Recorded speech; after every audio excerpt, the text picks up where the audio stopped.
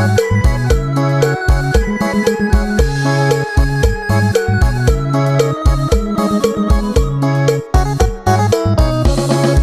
ยากลอ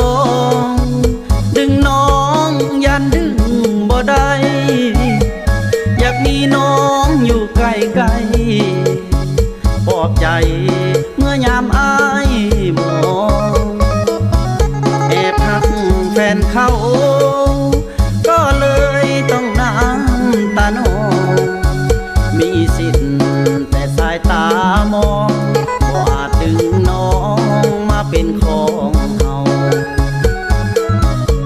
เมื่อได้มาเห็นหัวใจ